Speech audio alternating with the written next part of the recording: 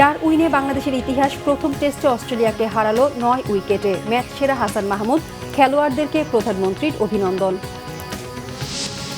যারা জনগণকে বিভ্রান্ত করছে ১৭ বছরে রাজপথে দেখা যায়নি তাদের, বললেন প্রধানমন্ত্রী। গ্যাস বিদ্যুৎ সংকটের জন্য দুষলেন ফ্যাসিবাদী সরকারের অপরিকল্পনাকে।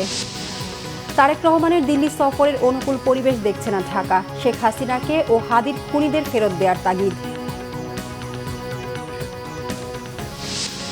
রাষ্ট্রপতি পদে মির্জা ফখরুল ও অলি আহমেদের মনোনয়ন বৈধ। বৃহস্পতিবার জাতীয় সংসদে হবে নির্বাচনের আনুষ্ঠানিকতা।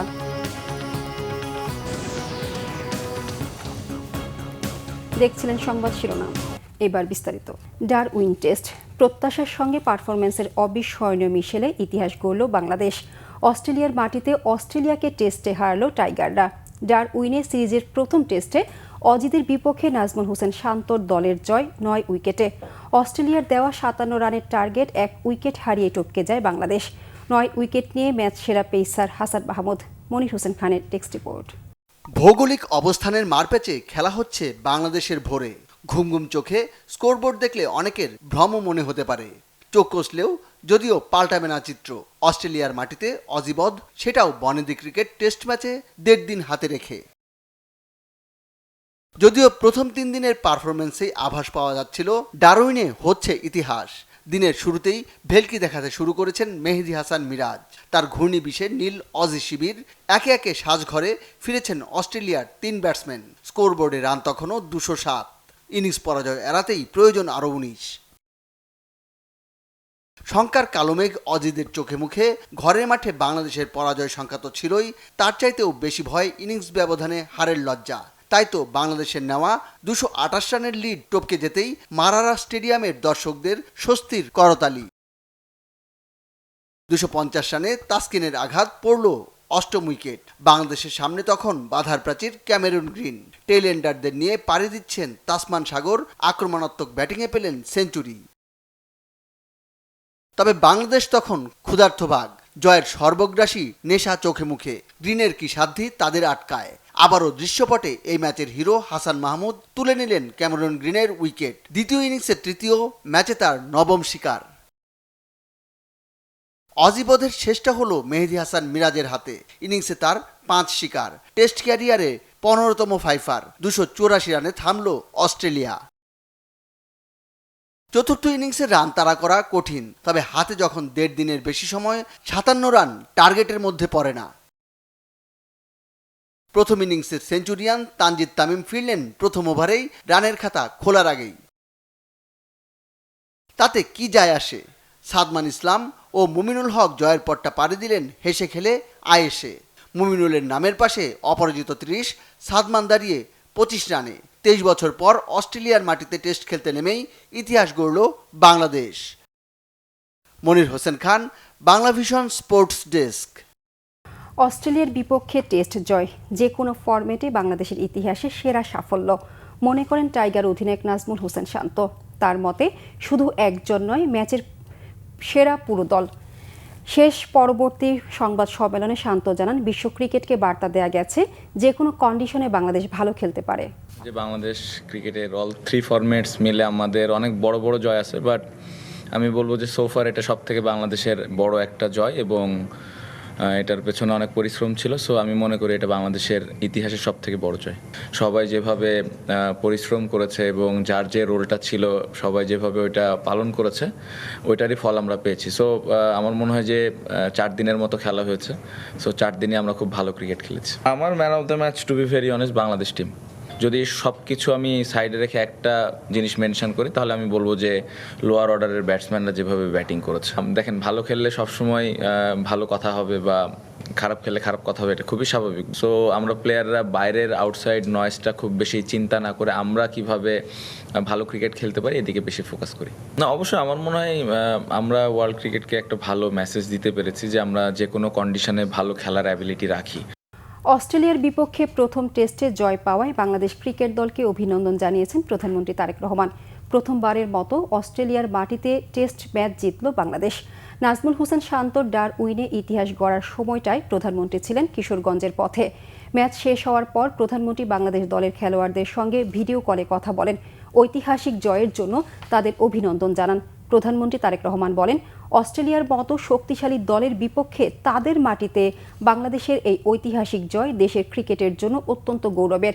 তিনি বলেন, দলের খেলোয়াড়দের দৃঢ় মনোবল, আত্মবিশ্বাস, দক্ষতা ও দলগত প্রচেষ্টার ফলেই এই অসাধারণ সাফল্য অর্জিত হয়েছে। প্রধানমন্ত্রী আশা প্রকাশ করেন, পরের টেস্টেও বাংলাদেশ ভালো খেলবে এবং সিরিজ জয় করবে।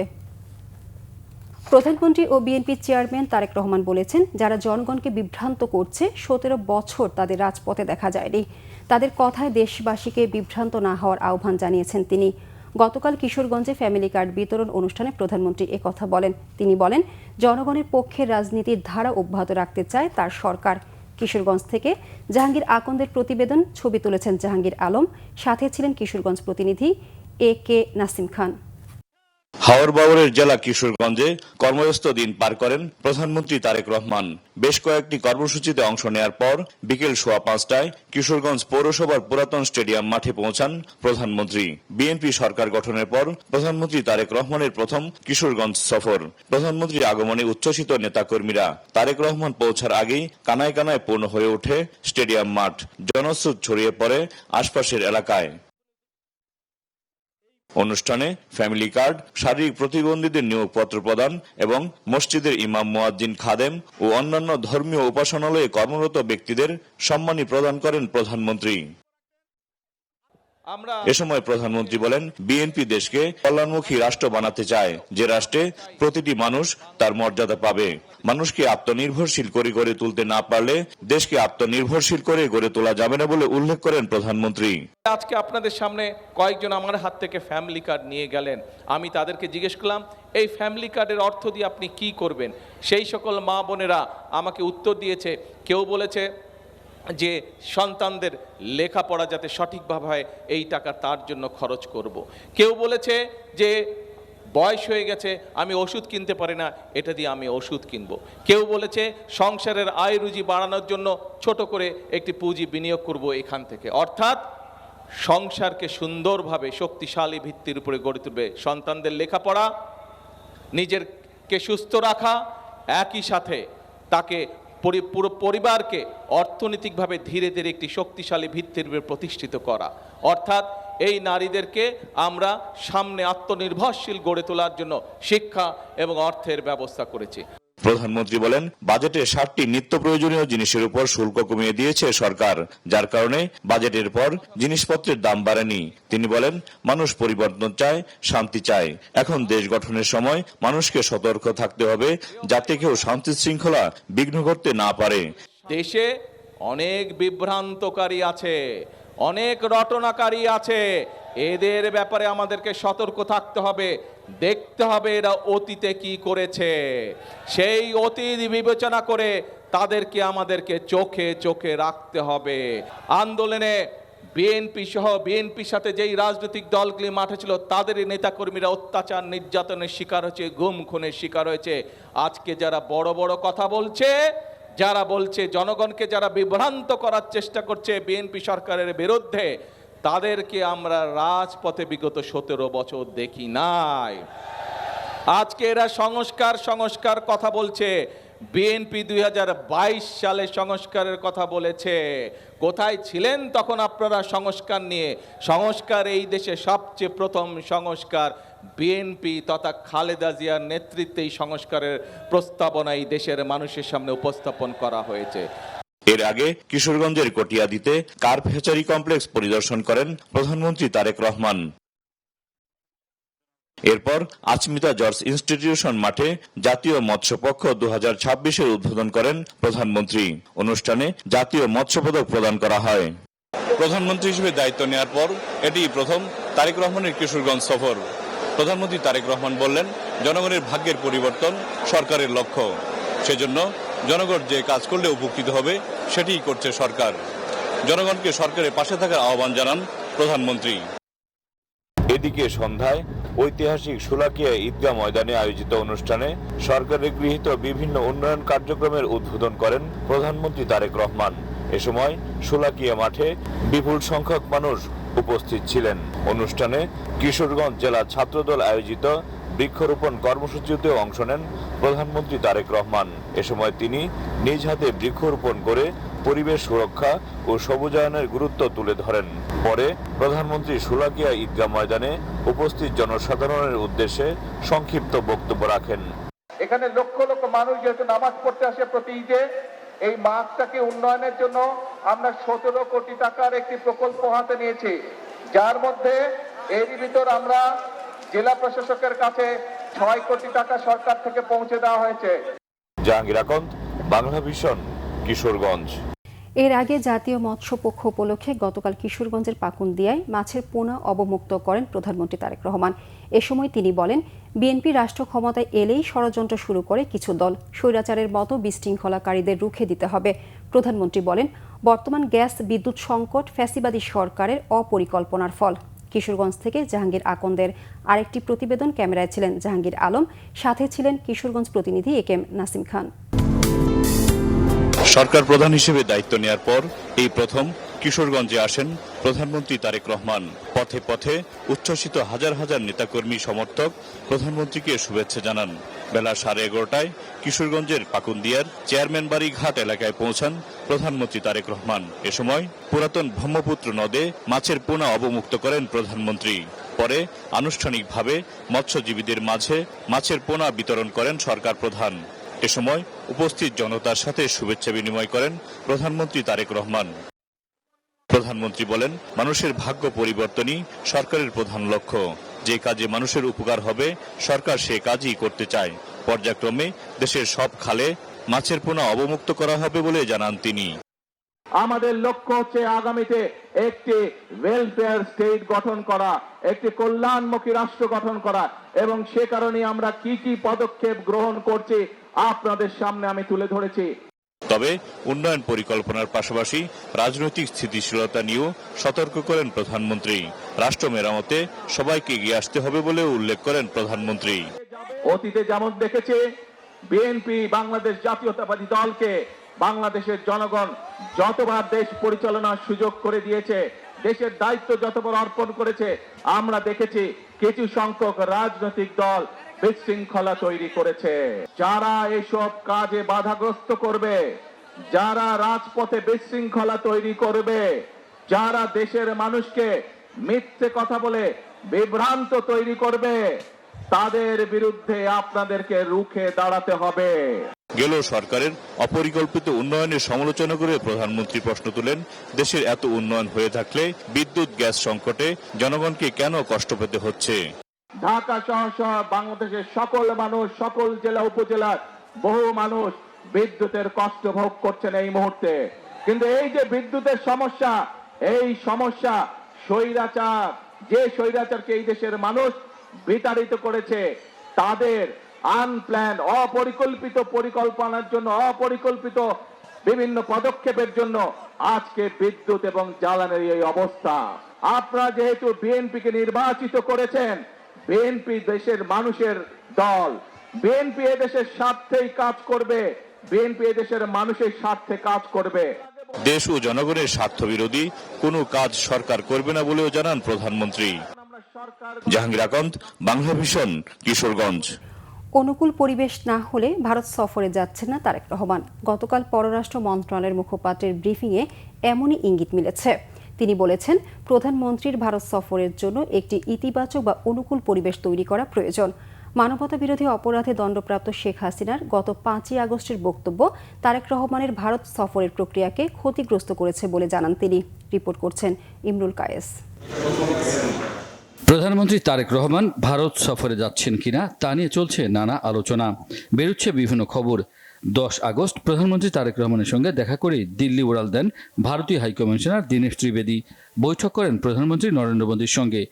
এরপর কোনো গণমাধ্যম খবর দেয় চলতি মাসেই দিল্লি যাচ্ছেন প্রধানমন্ত্রী তারেক রহমান। তবে রবিবার পররাষ্ট্র মন্ত্রণালয়ের মুখপাত্র একেএম শহীদুল করিমের ব্রিফিংয়ে পাওয়া গেল সম্পূর্ণ ভিন্ন সুর। জানালেন, তারেক রহমানের ভারত সফরের জন্য লাগবে ইতিবাচক পরিবেশ। প্রধানমন্ত্রী তারেক রহমানের ভারত সফর নিয়ে দুই দেশ কয়েক সপ্তাহ ধরে যোগাযোগ রক্ষা করছে। তবে আন্তর্জাতিক অপরাধ ট্রাইব্যুনাল কর্তৃক মানবতা বিরোধী অপরাধে দণ্ডপ্রাপ্ত শেখ হাসিনার 5 আগস্টে দিল্লিতে প্রকাশ্য সংবাদ সম্মেলন সফরের পরিবেশ নষ্ট করেছে। আমরা মনে করি এই সফরের জন্য একটি ইতিবাচক বা অনুকূল পরিবেশ তৈরি করতে হবে। এ লক্ষ্যে আমরা প্রত্যর্পণ চুক্তি অনুযায়ী শেখ হাসিনা, অন্যান্য অপরাধী এবং ওসমান হাদির হত্যাকারীদের হস্তান্তরে ভারতকে আগেই অনুরোধ জানিয়েছি। আমরা এখন ভারতের জবাবের অপেক্ষায় আছি। বর্তমান সরকার সবসময় বাংলাদেশ ফার্স্ট নীতি মেনে চলবে বলে জানান এই মুখপাত্র। সার্বভৌম সমতা, জাতীয় মর্যাদা, একে অপরের অভ্যন্তরীণ বিষয়ে অনাগ্রাসন এবং পারস্পরিক স্বার্থের ভিত্তিতে প্রতিবেশী সহ অন্যান্য সকল দেশের সাথে বন্ধুত্বপূর্ণ দ্বিপক্ষীয় সম্পর্ক উন্নয়নে আমরা আমাদের বাংলাদেশ ফার্স্ট নীতি অব্যাহত রাখব। দ্বিপক্ষীয় সফর এবং ব্রিক্সের আউটরিচ সম্মেলনে অংশ নেওয়ার জন্য প্রধানমন্ত্রী তারেক রহমানকে আমন্ত্রণ জানিয়েছে ভারত।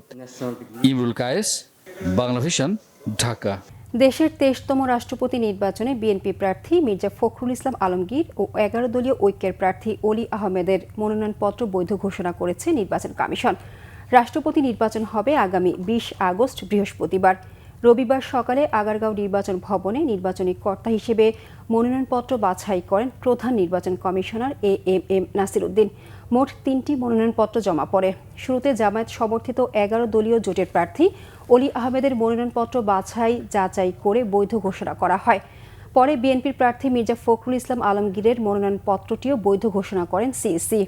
মনোনয়নপত্র যাচাই বাছাইয়ের সময় বিএনপি ও 11 দলীয় জোটের প্রতিনিধিরা উপস্থিত ছিলেন। তবে সংসদে 2/3 সংখ্যা গরিষ্ঠতা থাকায় বিএনপি জোট মনোনীত মির্জা ফখরুল ইসলাম আলমগীরই হতে যাচ্ছেন দেশের পরবর্তী রাষ্ট্রপতি। প্রথমটাই বাছাই করে যথার্থতা পাওয়া গেছে, কাজে সেটাই আপনার গৃহীত হয়েছে।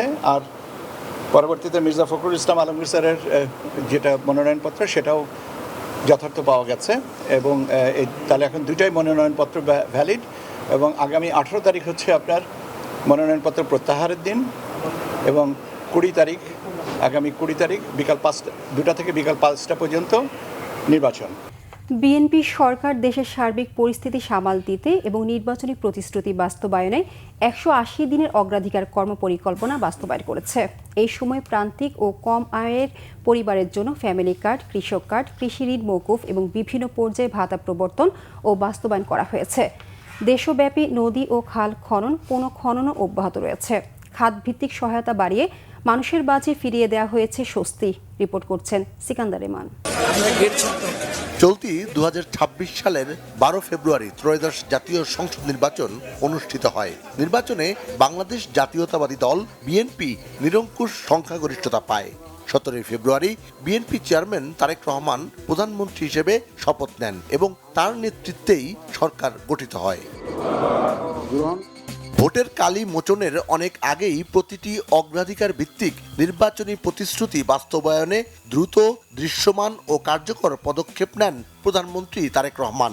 তিনি প্রতিটি মন্ত্রণালয়ে বিষয়ভিত্তিক ও খাত নির্ভর 180 দিনের কর্মপরিকল্পনা প্রণয়নের নির্দেশ দেন।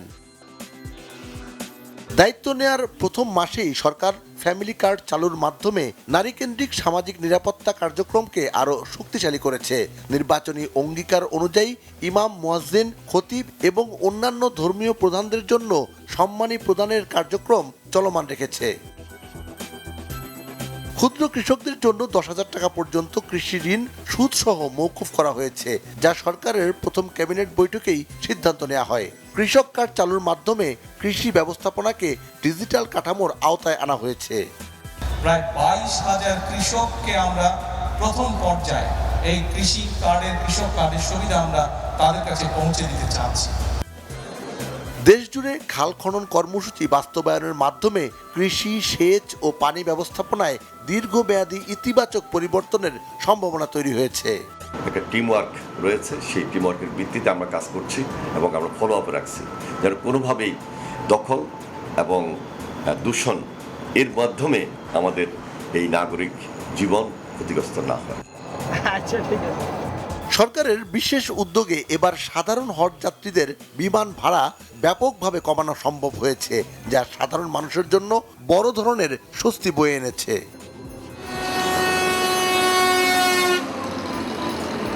দেশের বাণিজ্য ও যোগাযোগ ব্যবস্থায় নতুন গতি আনতে টেকনাফ থেকে তেঁতুলিয়া পর্যন্ত ইকোনমিক করিডোর বাস্তবায়নের প্রস্তুতি শুরু হয়েছে। আগামী 16 ডিসেম্বরের মধ্যে উদ্বোধনের লক্ষ্য নিয়ে দ্রুত গতিতে এগিয়ে চলছে হযরত শাহজালাল আন্তর্জাতিক বিমানবন্দরের 3rd টার্মিনালের কাজ। বিদেশে উচ্চ শিক্ষার জন্য ব্যাংক গ্যারান্টি সুবিধা সম্প্রসারণ করা হয়েছে এবং বিমানবন্দর ও ট্রেনে হাই স্পিড ফ্রি ওয়াইফাই চালুর মাধ্যমে প্রযুক্তি নির্ভর সেবা সম্প্রসারণ করা হয়েছে। টোটাল ম্যানিফেস্টো প্রমিসেসগুলো অল্প কিছু সময়ের ভেতরে, মানে 2 থেকে 3 বছর, বস্তু 4 থেকে 5 বছর এর ভেতরে হয়তো আমরা মিট করতে সক্ষম হব। তরুণদের ক্রীড়া প্রতিভা বিকাশে নতুন কুড়ি স্পোর্টসের কার্যক্রম চলমান রয়েছে। স্বাস্থ্য খাতে সরকার দ্রুত ও মানবিক উদ্যোগ নিয়েছে। স্বাস্থ্য খাতে পর্যায়ক্রমে জিডিপির 5% বরাদ্দ নিশ্চিতের উদ্যোগ নেওয়া হয়েছে। দীর্ঘদিন বন্ধ থাকা আন্তর্জাতিক শ্রমবাজারগুলো পুনরায় চালু করতে সরকার আন্তরিক প্রচেষ্টা অব্যাহত রেখেছে।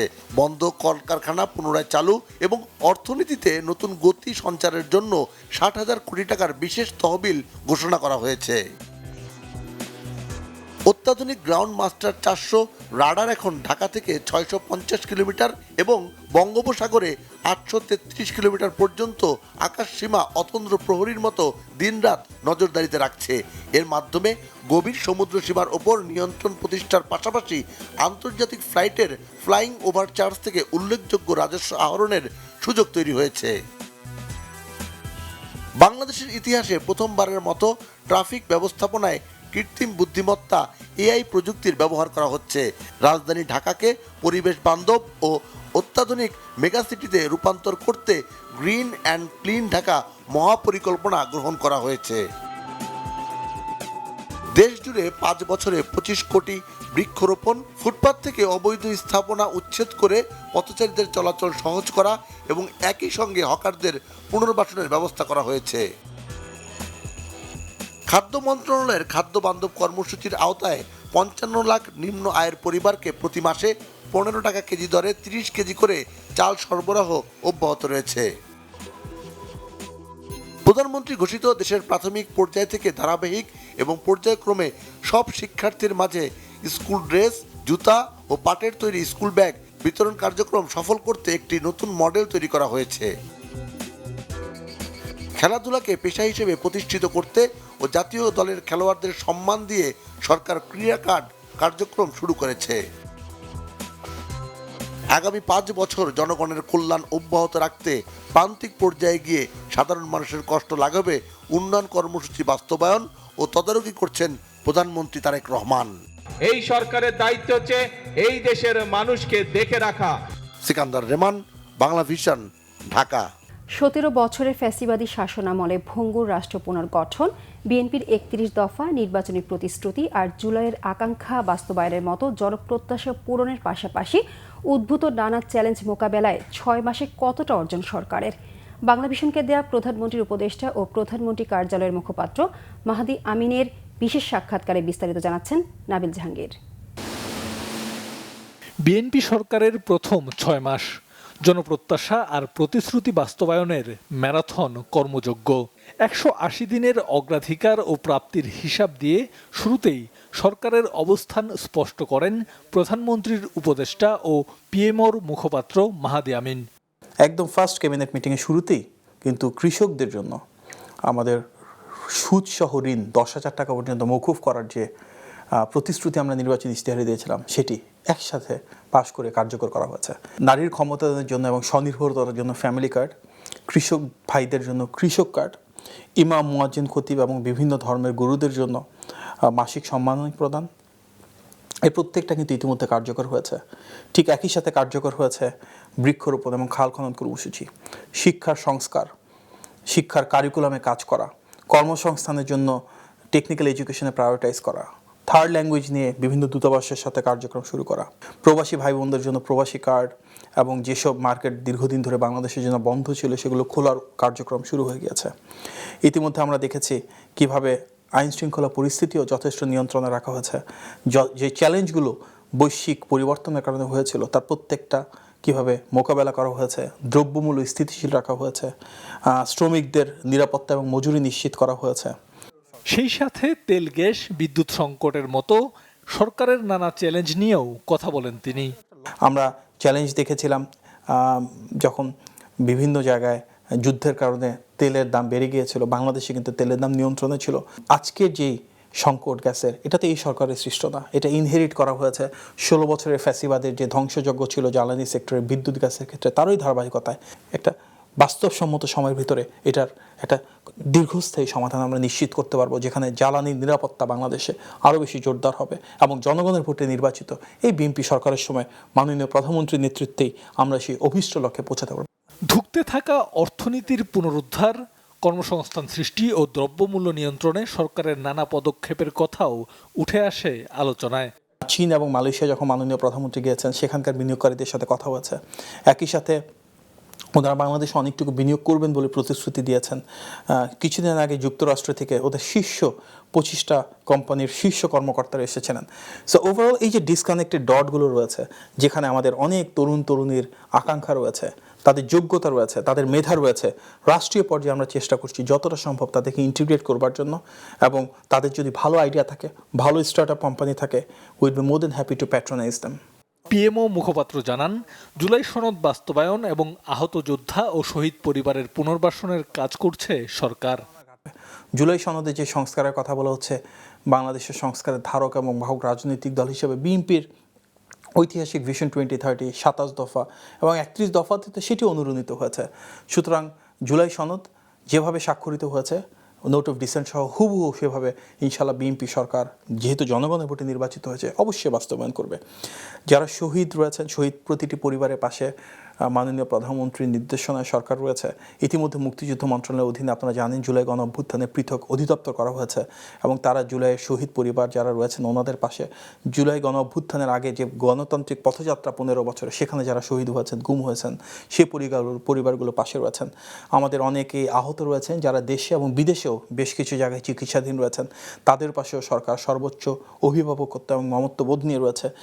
সরকারের প্রথম 6 মাসে নির্ধারিত লক্ষ্যের প্রায় সবটাই পূরণ হয়েছে জানিয়ে আগামী 6 মাসে জন আকাঙ্ক্ষা পূরণে আরও গতির সঞ্চার হবে বলেও প্রত্যাশা সরকারের।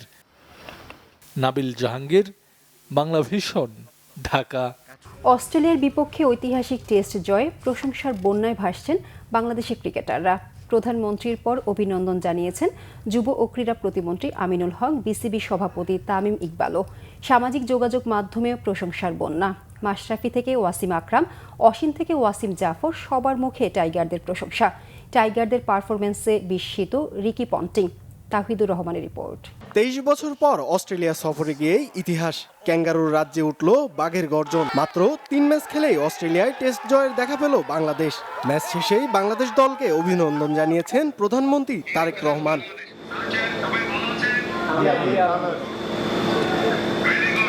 আসেন, আপনারা সবাই সুস্থভাবে আসেন। বাংলাদেশের মানুষ অপেক্ষা করছে আপনাদেরকে ওয়েলকাম করার জন্য। অভিনন্দন বার্তা পৌঁছে গেছে যুব ও ক্রীড়া প্রতিমন্ত্রীর পক্ষ থেকেও।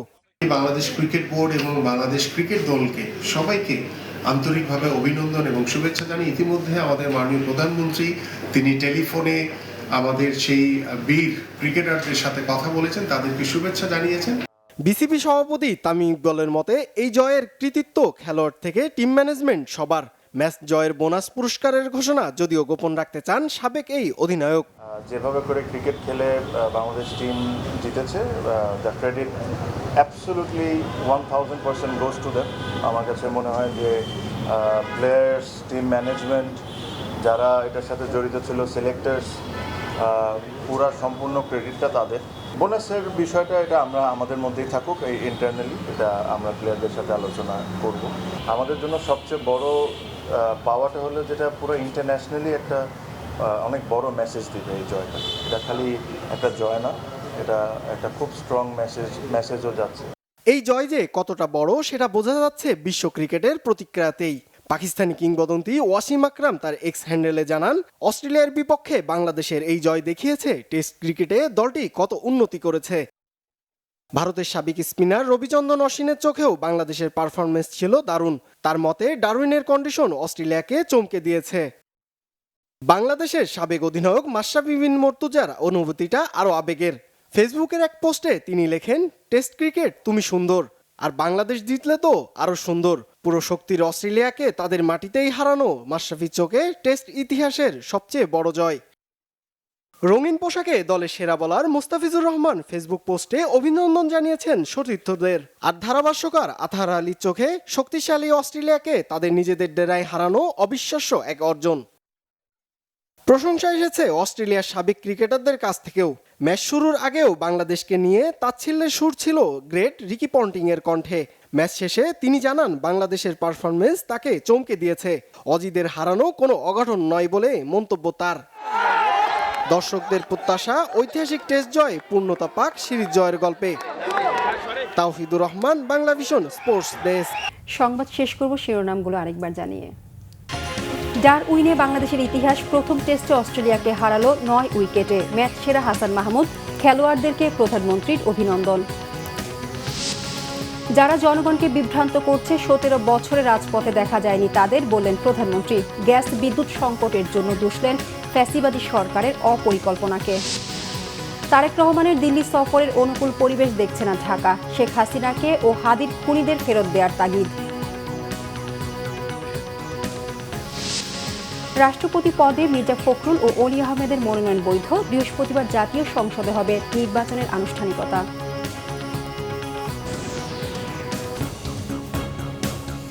এই ছিল এখনকার মতো, পরের সংবাদ সকাল 10টায়। এর আগে 9টায় রয়েছে নিউজ টপ 10 দেখার আমন্ত্রণ রইল। এছাড়া বাংলাভিশন সংবাদ ও সংবাদ সংশ্লিষ্ট অনুষ্ঠান দেখতে ভিজিট করুন www.bbnews24.com ও facebook.com/বাংলাভিশন নিউজে এবং সাবস্ক্রাইব করুন youtube.com/বাংলাভিশন নিউজ। ধন্যবাদ সবাইকে।